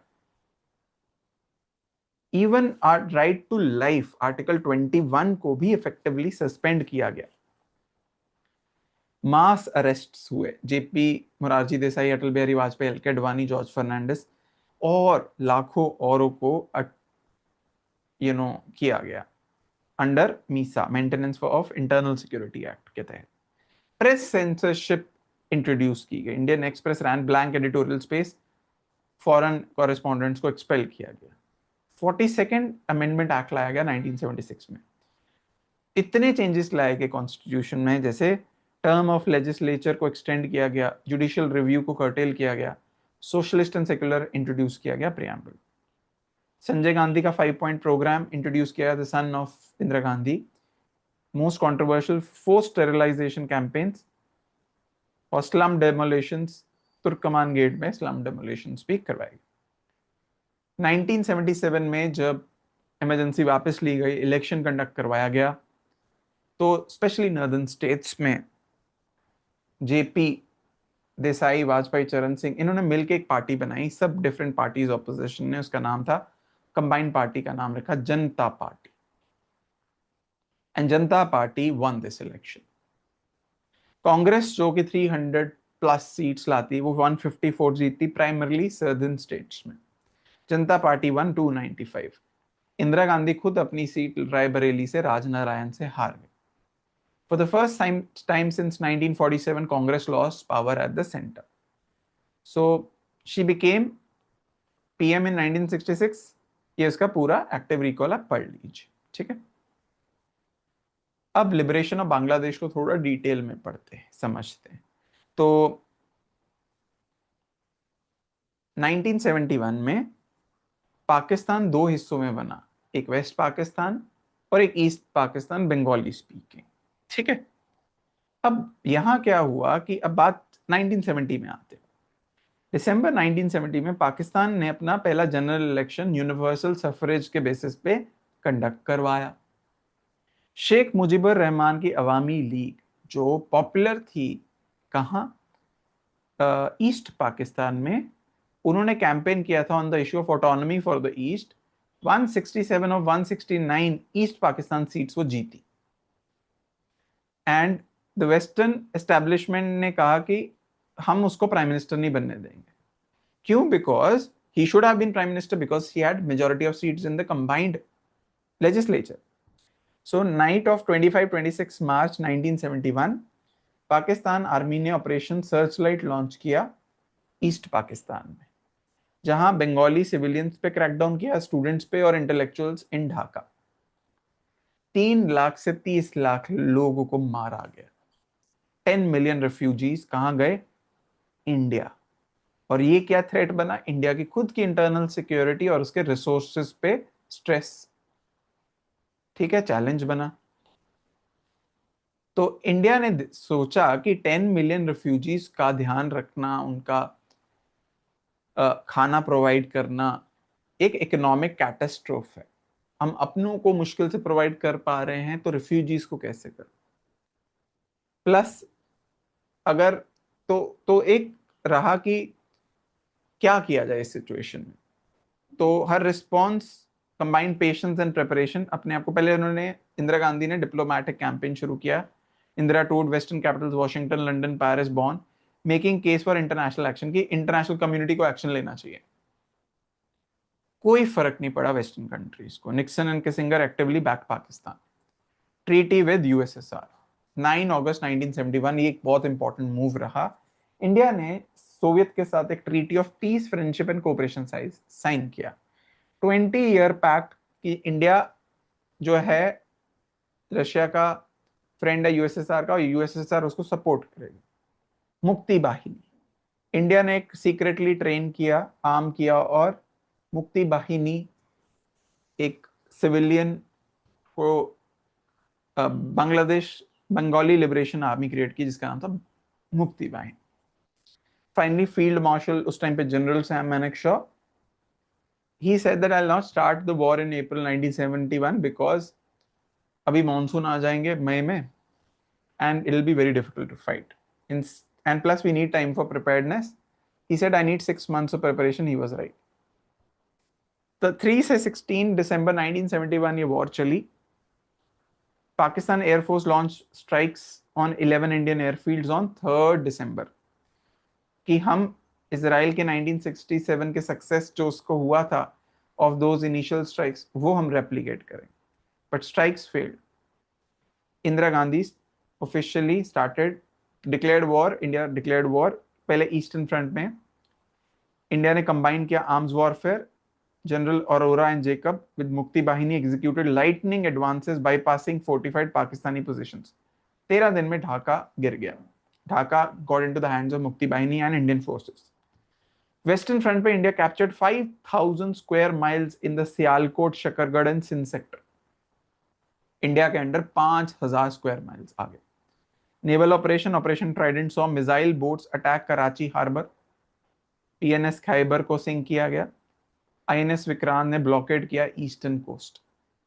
फाइनली 16 दिसंबर 1971 में पाकिस्तान ने सरेंडर किया, जिसको हम विजय दिवस के तौर पे मनाते हैं। Lieutenant general A K. Niazi surrendered in Dhaka with 93,000 Pakistani troops becoming prisoners of war. Largest military surrender since world war 2।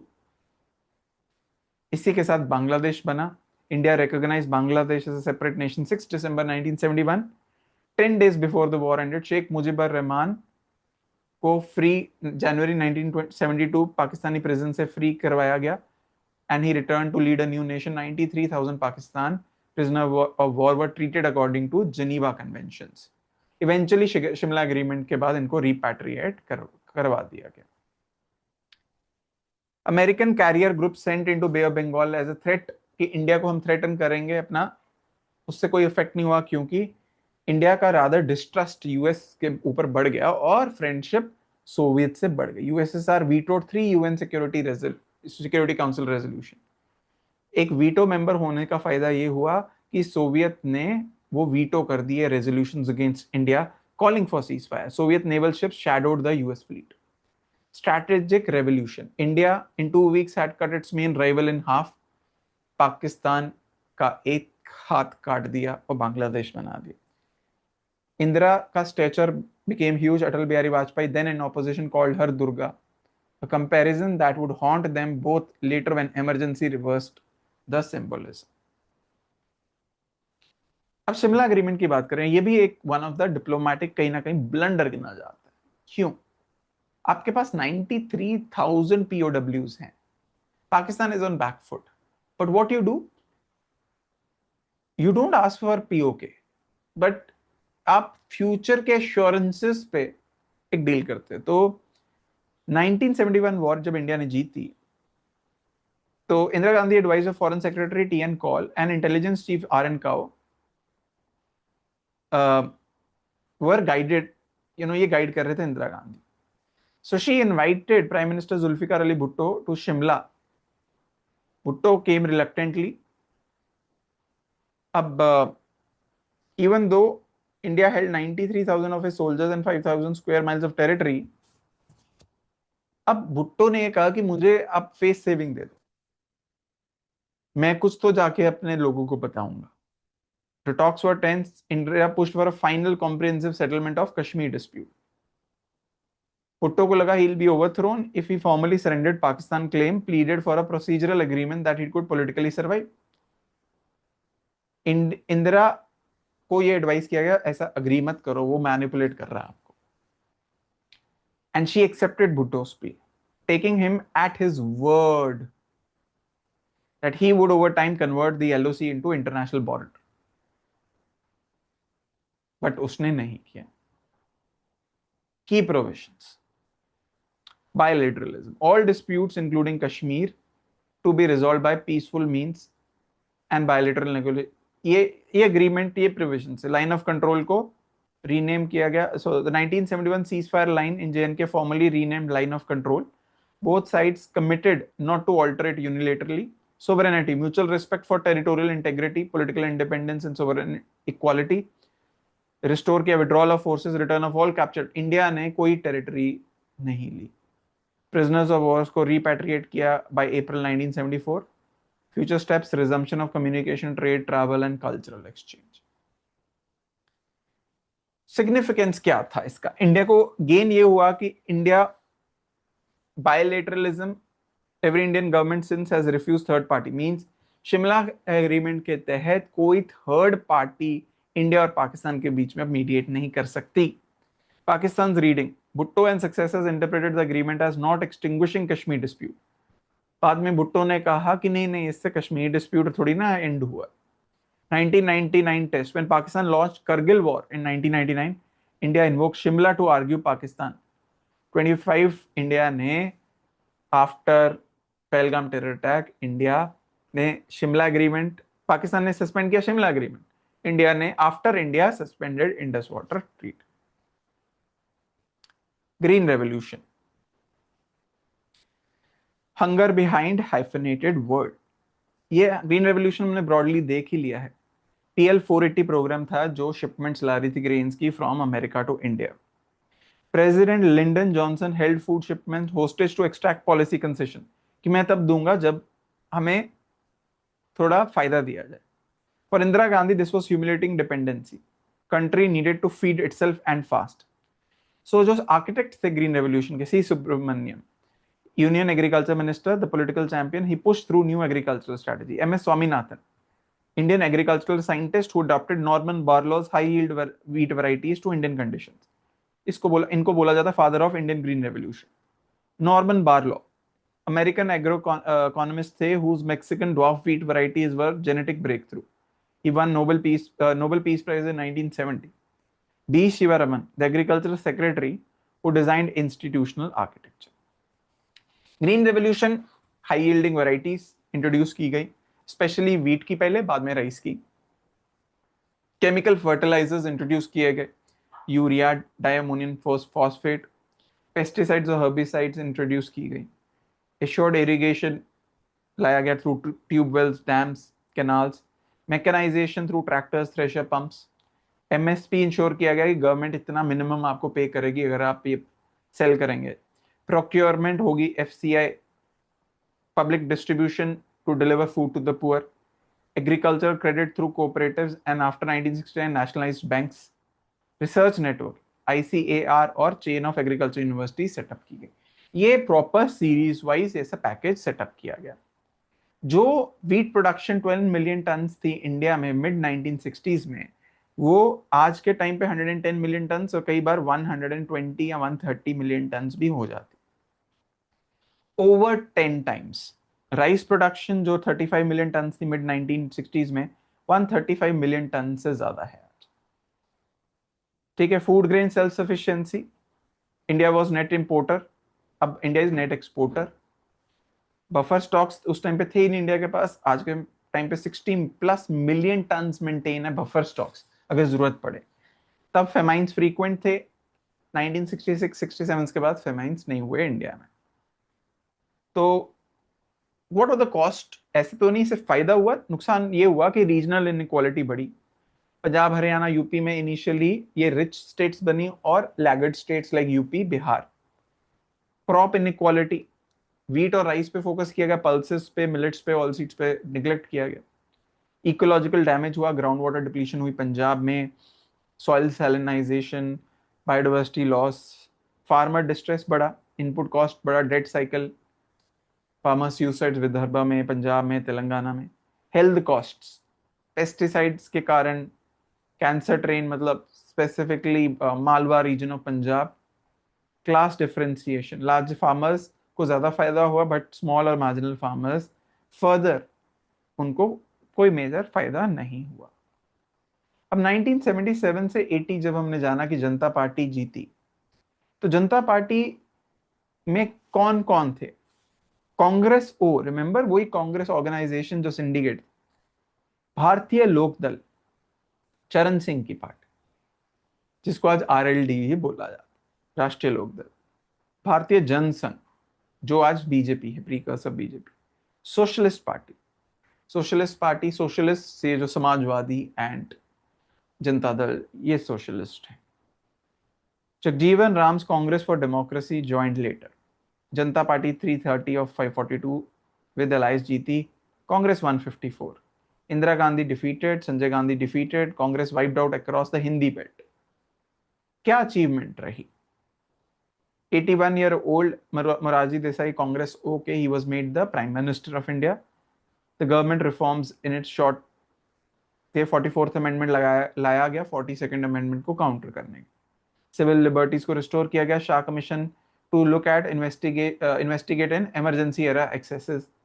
Foreign policy, Atal Bihari Vajpayee became external affairs minister, और चाइना के साथ रिलेशनशिप को नॉर्मलाइज करने के लिए और यूएस के साथ टाइज को इंप्रूव करने के लिए एफर्ट्स लिए गए।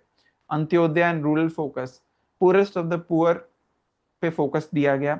मंडल कमीशन को कॉन्स्टिट्यूट किया गया to study reservation for other backward classes, और ये 10 साल बाद एक इशू बनेगा। इंटरनल कॉन्फ्लिक्ट्स, जनता पार्टी की कोalition इतनी, since it was a coalition, everyone was seeking power. So Morarji Desai, Charan Singh and Jagjivan Ram all wanted to be prime minister. इनका आपस में पर्सनल राइवलरी थी। कई पार्टीज ने कहा कि जो है जनसंघ के members, they can not have dual membership of RSS also. So socialists demanded they choose. Jansangh members refused. From hard right, Jansangh, socialist, Gandhians, left right centre सब मिक्सचर थे, इसलिए आइडियोलॉजिकली एक कोहेरेंस नहीं थी। कोलैप्स इन जुलाई 1979, चरण Singh broke away with his भारतीय लोकदल और मोरारजी देसाई को रिजाइन करना पड़ा। फिर चरण Singh briefly became prime minister. या कांग्रेस इंदिरा ने एक्सटर्नल सपोर्ट दिया, but Indira Gandhi also withdrew the support. He resigned the day he was to face the trust vote, having been PM for just 23 days. Charan Singh was the prime minister. Fresh elections were called for January 1980. Indira Gandhi 1980 में again came back to power with 353 seats.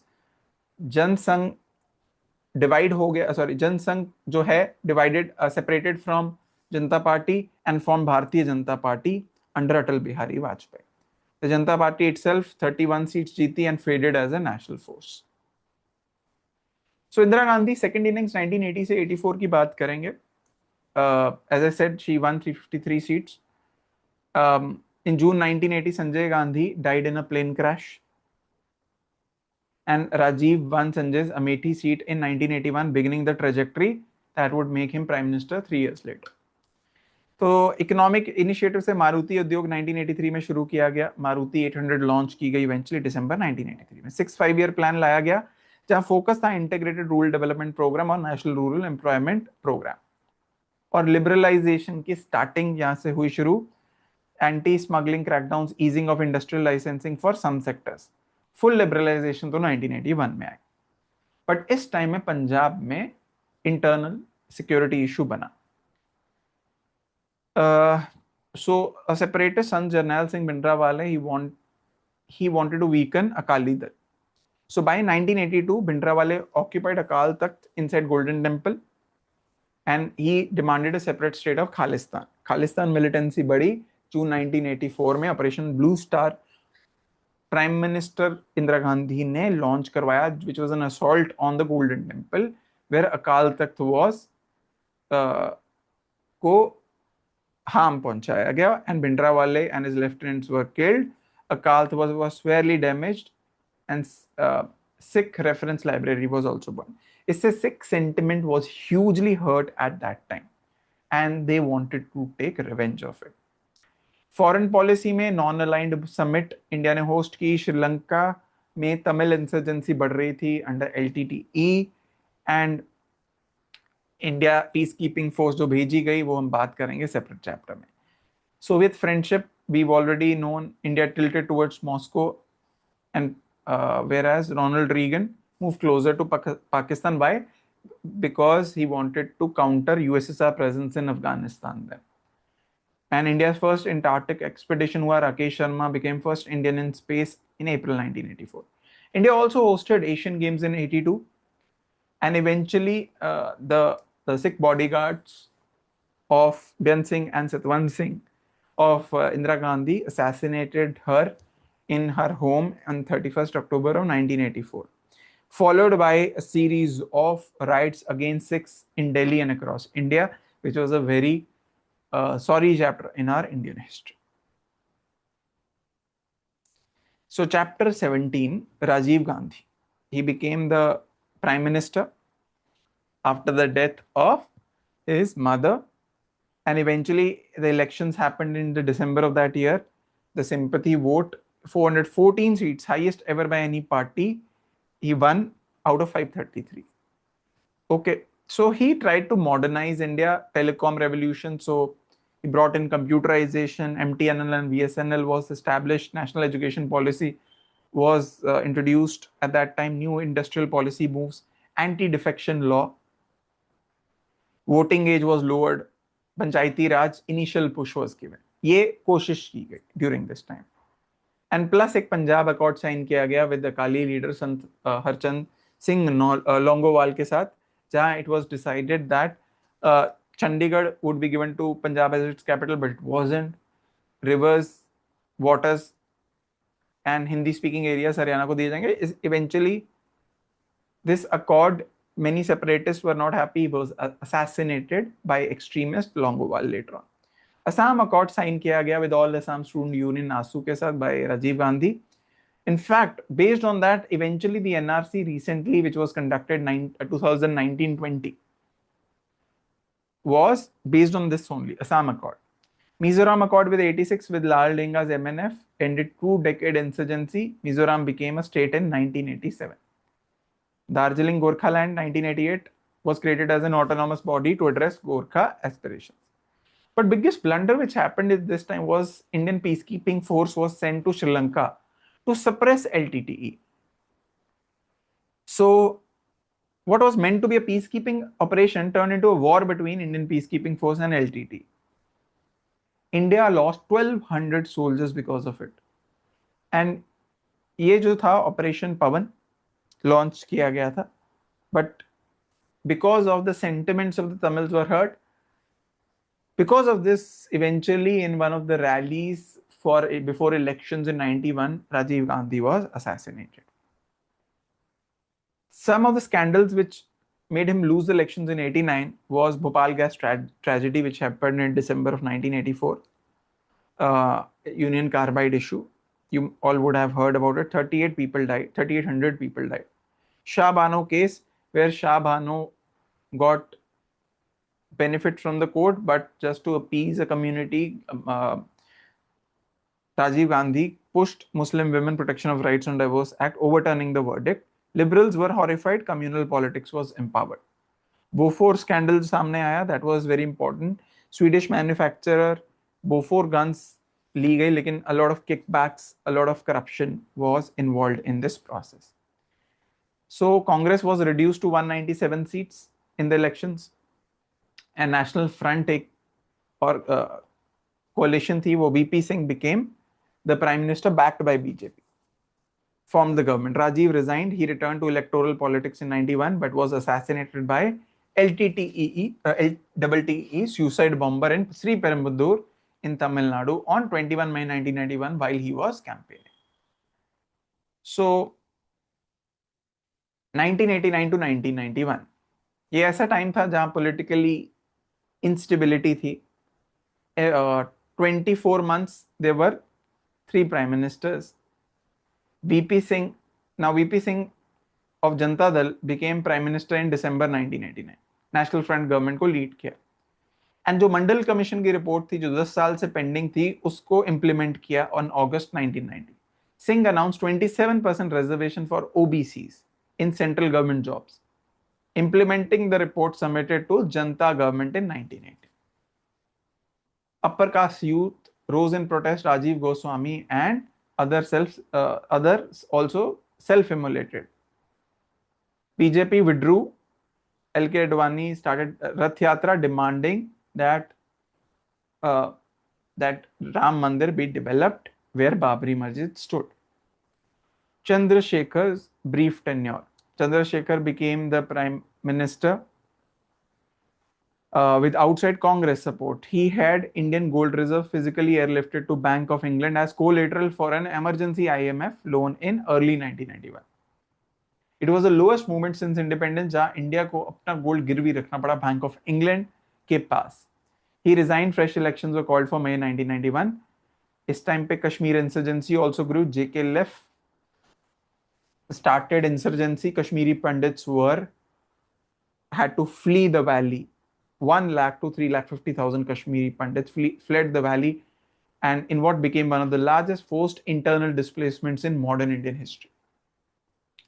1991 election happened just after so in middle of May 1991 election campaign, Rajiv Gandhi was assassinated, and Congress got a lot of sympathy vote, and Congress became the largest party with 232 seats. And minority government means they were not a majority, but from outside support, PV Narasimha Rao became the prime minister. He was a Telugu scholar politician who had not even contested the election. He became prime minister. तो India को जून 1991 में balance of payment crisis आया. India के पास से $1 billion foreign reserve बचा था, only for 2 weeks of imports. Gulf war के कारण oil prices had significantly hiked. रेमिटांसेस were stopped because of war in Kuwait. Soviet Union was disintegrating, and rating agencies ने India को downgrade कर दिया था, इसलिए commercial loans were no longer available, and it was a big issue. So that time Finance Minister Manmohan Singh, he came to the office, but he started economic liberalism, which will look properly. in this chapter now. So Narasimha Rao led government became the reformer. Reforms were LPG reforms. LPG, liberalization, privatization, globalization. जो चीज शायद China ने 10 साल पहले शुरू की, वो India ने 10 साल लेट शुरू की. सो इंडस्ट्रियल पॉलिसी लाई गई, जिससे लाइसेंसिंग को बैन किया गया for industries. Trade, peak custom duty को 300% से 50% किया गया over 5 years. Banking and capital markets में रिफॉर्म्स लाए गए. टैक्स रिफॉर्म्स लाए गए. फॉरेन इन्वेस्टमेंट को प्रमोट किया गया. एक्सटर्नल डेट को कम करने की कोशिश की. IMF loan was repaid ahead of schedule and reserves were rebuild rapidly. Okay. Babri मस्जिद को गिराया गया इस टाइम पर, and it was followed by riots also at many parts in the country. Punjab में भी KPS Gill was appointed as DGP, and for next 2 to 3 years he suppressed the entire militancy or insurgency in Punjab. India also started Look East policy in 1992, looking at not just the Southeast Asian countries but also through Northeast India. Diplomatic openings. So Beijing के साथ restore किए गए relations, US के साथ मेंट करने की कोशिश की. And above all 73rd and 74th constitutional amendment act पास हुए, जिससे पंचायती राज और म्यूनिसिपैलिटीज को कॉन्स्टिट्यूशनल रिकॉग्निशन मिला. एजुकेशन में भी रिजर्वेशन इंक्लूड की गई for OBCs. And Indira Sawhney case में इंप्लीमेंट किया गया सुप्रीम कोर्ट ने. Nuclear program India pursued. India planned a nuclear test at Pokhran, हुआ नहीं, but program was kept ready. Vajpayee eventually tested it in 1998, Pokhran 2. So 1996 में कई scandals आए, जिससे eventually Congress lost, and again we went into the period of 3 years coalition decade. 3 years में 5 prime ministers रहे. Number 1 Vajpayee, 13 days his government fell. Then United Front for nearly a year led by HD Devagowda. Then उसके बाद Inder Kumar Gujral became the prime minister, and he introduced Gujral doctrine in foreign relations, जहां neighborhood पे ज्यादा focus करने की बात की गई, and continuation of LPG reforms पे फोकस रहा. Eventually his government also failed, and Vajpayee's second tenure came for now 13 months, जहां पोखरण 2 ऑपरेशन शक्ति किया गया. पहला था operation smiling Buddha. Lahore declaration, Vajpayee bus journey to Lahore, ठीक है, hosted by Nawaz Sharif. Information technology push दिया गया, बट गवर्नमेंट इवेंचुअली फेल. फिर उसके बाद इलेक्शन हुए. फाइनली एनडीए का पहली गवर्नमेंट नेशनल डेमोक्रेटिक अलायंस बनी, एंड अक्टूबर 1999 इलेक्शंस के बाद. इसके बीच में करगिल वॉर हुई थी पहले मई जून में, before October elections under Vajpayee caretaker government. बीच में caretaker government. Pakistani army units of the northern light infantry, you know, they came and occupied the peaks of Kargil, overlooking Srinagar Leh highway. And now it was detected in May 1999. Operation Vijay launch किया गया, and gradually India got back after a war in Kargil. India got back those peaks. Operation Safed Sagar Indian Air Force ने contribute किया. Mirage 2000 strikes destroyed Pakistani logistic hubs. Tiger Hill eventually हमने occupy किया. Mount Tololing 0.4875, ये important थे. और यहाँ Vikram बत्रा's bravery, we've all heard his story. He talked about that he's not satisfied, he wants more. ये दिल मांगे more became a generational rallying cry. International diplomacy, Vajpayee mobilized global opinion. President Clinton, after meeting with Nawaz Sharif, forced Pakistan to withdraw. Outcome, by 26 July, India ने अपनी सारी positions वापस ले ली थी. 527 Indian soldiers शहीद हुए. Pakistan lost estimated 700 to 4,000. The war reaffirmed that the LOC and demonstrated India's ability to limit conflict even under nuclear conditions. जो initiatives economic इसमें लाए गए इस पीरियड में: गोल्डन क्वाड्रिलेटरल, प्रधानमंत्री ग्रामीण सड़क योजना, सर्व Shiksha Abhiyan, FRBM act, value added tax, telecom reforms, disinvestment, ये कई इनिशिएटिव्स जो आप पढ़ सकते हैं। इंडिया ने इस टाइम पे यूएस के साथ एंगेज करना शुरू किया, पर्टिकुलरली 9/11 के बाद ये एंगेजमेंट बहुत बढ़ा। Russia and China also India maintained those relations and further stabilized relation with China. Operation पराक्रम इंडिया ने लॉन्च किया आफ्टर 13 दिसंबर 2001 पार्लियामेंट अटैक। इंडिया ने अपनी आर्मी को डायरेक्ट मोबिलाइज किया और बॉर्डर्स पे रखा। Asian and east Asia policy को कंटिन्यू किया, फोकस इन कंट्रीज पे किया। इंडिया ने इस दौरान parliament attack, as I told you, so India introduce prevention of terrorism act POTA. It was a very very strong act, eventually repealed by UPA government later on. Gujarat riots भी इस दौरान हुए, जहां एक हिंदू पिलग्रिम्स की ट्रेन के bogie को आग लगा दी गई।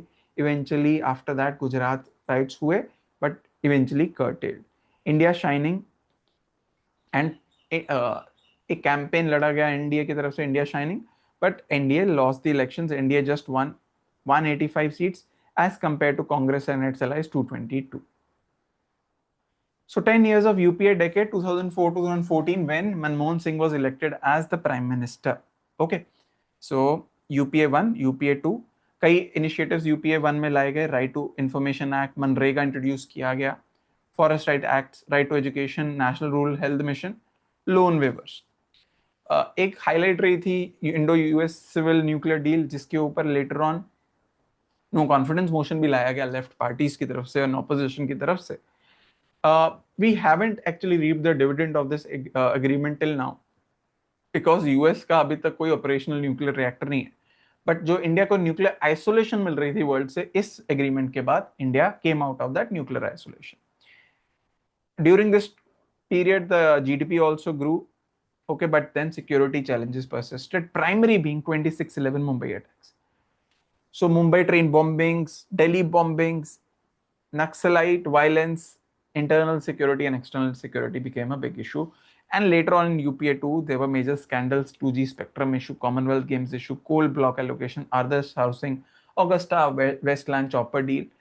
And 2011 में Anna Hazare started India against corruption, and eventually the government fell. But कई अचीवमेंट्स है: Aadhaar, national food security act, direct benefit transfer, Telangana state बनाई गई, Nirbhaya act, land acquisition act, ये कई एक्ट्स थे। इवेंचुअली फूड इन्फ्लेशन बहुत बढ़ गया at the end of UPA years, and GDP significantly dropped. Rupee also fell sharply, investor confidence कम हुआ।